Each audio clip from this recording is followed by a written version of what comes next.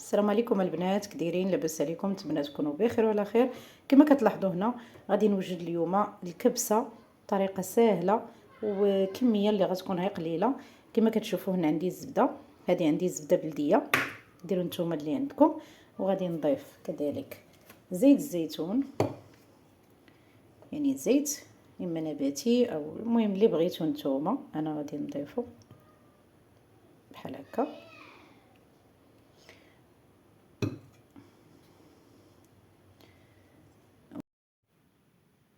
هنا البنات غادي نضيف البصله اللي كنكون مقطعاها مربعات، يعني مشلضه. المهم ضفت واحد البصيله وغادي نحطها فوق البوطه، وغادي نخلي هذيك البصيله تشحر مع الزبيده وكذلك مع زيت الزيتون. وهنا ضفت كما كتلاحظوا معايا، ضفت حتى الثومه. هنا درت واحد 3 ديال الريوس ديال الثومه، حكيتهم صافي. وغنبدا كما كتلاحظوا معايا غنبدا نشحر في ديك البصيله حتى يولي اللون ديالها ذهبي، تولي اللون ديالها ذهبي. عاد نضيفوا باقي المكونات ان شاء الله. هانتوما غتشوفوا معايا، يعني كنبقاو هكذا بشويه على بوطه مهيله وحنايا كنشحروها على خاطرنا. كما كتشوفوا معايا هنا كنوريكم، كنقول لكم مازال خاصها حتى كتولي اللون ديالها كما قلت لكم ذهبي. ها هو هنايا وصلت للنتيجه اللي بغيت. ها نتوما تشوفوا ولا اللون ديال البصله ذهبي وعطات واحد الريحه رائعه. هنا غادي ناخذ واحد جوج ديال المطيشات اللي قطعتهم حتى هما مربعات، حتى هما غادي نضيفهم وغادي نشحرهم واحد شويه كما كتشوفوا. ها نتوما حتى هما غادي يتشحروا مع ديك البصله. المطيشه كتعطينا شويه الختوريه لهاد الوصفه ديال الكبسه كما كتشوفوا. وهنا غادي نضيف التوابل. هنا راه كنت دايره الابزار، سكينجبير، زعفران، مهم صافي هادشي اللي درت. اللي عنده توابل ديال الكبسه يديرها، غادي تكون افضل والذ اكثر من هكذا. ومعلقه ديال مركز الطماطم كما لاحظتوا معايا راه حتى هي درتها صافي. ولكن الملح ما درتهاش، مازال ما درتهاش هنايا صافي. وغادي نشحر كلشي مزيان. هنا ضفت شويه ديال الابزار حيت نسيته صافي. وهنا غادي ناخذ داك الطريف ديال الدجاج غادي نديرو. نتوما اللي عندكم كميه اكبر يكون افضل، تقدروا ديروا النص ديال الفروج، تقدروا ديروا فروج كامل، لكم الاختيار. وكذلك تقدروا ديروا حتى اللحم.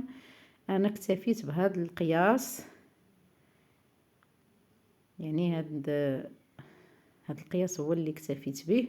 وانتم ديروا اللي بغيتوا. المهم انا عطيتكم الفكره وانتم لكم الاختيار في القياس على حسب عدد الافراد الاسره ديالكم. صافي غنبدا نشحر بحال هكذا كما كتشوفوا صافي. وغادي نمشي ناخذ الماء اللي غادي نروي به، يكون ماء طايب صافي القياس اللي غيطيب ليا الدجاج صافي. كما كتلاحظوا معايا رويت بالماء يكون سخون صافي. وغادي نسد الكوكوط هنايا ونخلي الدجاج يطيب، حيت من بعد ما غيطيب غادي نحيدوه وغادي نزولوه من الكوكوط صافي. كما كتلاحظوا معايا غادي نسد هنا الكوكوط ونخليه يطيب على خاطرو. هنا من بعد ما طاب الدجاج البنات غادي نحيدو كما كتلاحظوا، غادي نحيدو ونرجع معكم. هنا البنات من بعد ما حيدت الدجاج كما كتلاحظوا غادي ندهنو، غادي ندخلو الفران يتحمر. وهنايا غادي هاد لاصوص اللي بقات غادي نضيف ليها الروز البسمتي. كما كتلاحظوا ها هو الروز غسلته مزيان، الروز بسمتي الحبه الطويله والرقيقه. غادي نضيف منه تقريبا عندي هنا زلافه. كما كتلاحظوا غادي نضيف الروز ديالي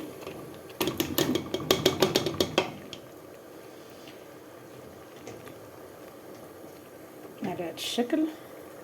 كما كتلاحظوا البنات غادي نضيفوا هاد لاصوص اللي ولات خاطره، وغادي نضيف الماء الكافي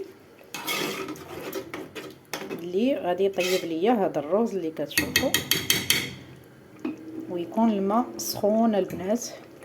غنضيف الماء الكافي كما قلت لكم. اللي غيطيب ليا هذا الرز بهذه الطريقه هكا صافي. وغنضيف واحد شويه ديال الماء، عفوا غنضيف شويه ديال الملح صافي. وغنسد الكوكوط ديالي.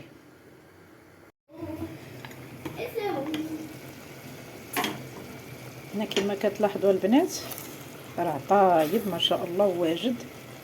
شوفوا معايا صافي. غنخليه يشرب، غنطفي عليه نخليه يشرب ونرجع معكم في طبق التقديم ان شاء الله. وباذن الله راه غيشرب هاد المريقه اللي خاطره فيه. ها نتوما شوفوا شحال خاطره داك لاصوص ولا خاطر. دابا غنخليه غير غيشرب ونرجع معكم. هنا البنات خديت الدجاج ودهنته هكا بزبيده كما كتلاحظوا. هنا زبيده بلديه غادي ندهنو مزيان كما كتشوفوا صافي. وغادي نديرو في الفران يتحمر. دابا البنات غنشوفوا الرز من بعد ما طفينا عليه وخليناه. ها نتوما شوفوا كي كيولي كتولي الحبه على اختها وكيشرب داك المريقه اللي كانت فيه، داك المريقه الخضراء. ودابا ان شاء الله غادي نحطو معكم في طبق التقديم كما كتشوفوا. انا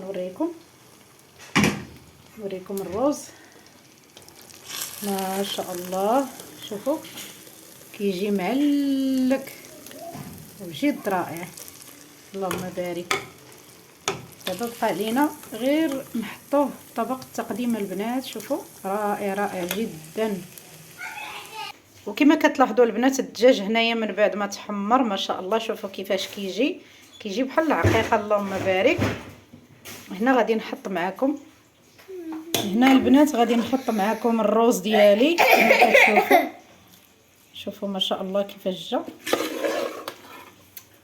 شوفوا اللهم بارك. شوفوا ما شاء الله كيفاش جا.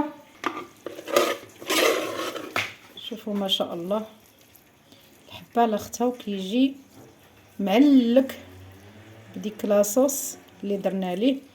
احسن كبسه ممكن ديروها. تقدروا تزيدوا الاضافات ديال البهارات. انا ما توفراتش عندي البنات، نتوما لا توفرات عندكم ديروهم، كيزيدوكم واحد المذاق ولذه رائع. ونرجع معكم كما كتلاحظوا. انا ساليت هنايا الرز وغادي ناخذ الدجاج ديالي اللي سبق ليا حمرته في الفران. نتوما ديروا الكميه اللي بغيتوا البنات. كل ما كانت الكميه كثيره كل ما غيزيد يعني الا بغيتوا نتوما ديروا اكثر من هذه الكميه اللي درت. راه ممكن ديروا حتى فروج كامل، نص فروج، لكم الاختيار. المهم انا غادي نزين كما كتلاحظوا. غنزين بالبيض مسلوق. هذه بالنسبه لي هذه انا اللي اضافه زائده. اما هو الكبسه راه كتكتفي غير بالدجاج والرز وشويه ديال القزبر من الفوق صافي. ولا بغيتوا تزيدوا شويه ديال اللوز هكا فواكه جافه من الفوق وصافي. المهم انا نكمل ونرجع معكم. وكما كتلاحظوا الطبق ديالي الرائع غادي نزيد فيه شويه ديال الربيع من الفوق، القزبر ومعدنوس كاضافه وصافي كما كتلاحظوا صافي. وهذا الطبق ديالي واجد على حقه وطريقه اللهم بارك وزيد في ذلك. شوفوا البنات هذا الطبق مصايب بكل الحب. المهم البنات ها هو الطبق ديالي. دابا راه ساليته في التحضير. نتمنى تجربوه وتردوا عليا الخبر. راه شي حاجه واعره واعره واعره وبالصحه والراحه وهنيئا لكم فطوركم. هنا غنقول لكم كنتمنى ما تنساوش اللايك والاشتراك في القناه فضلا وليس امرا. وشكرا لكم. الى فيديو جديد ان شاء الله. مع السلامه.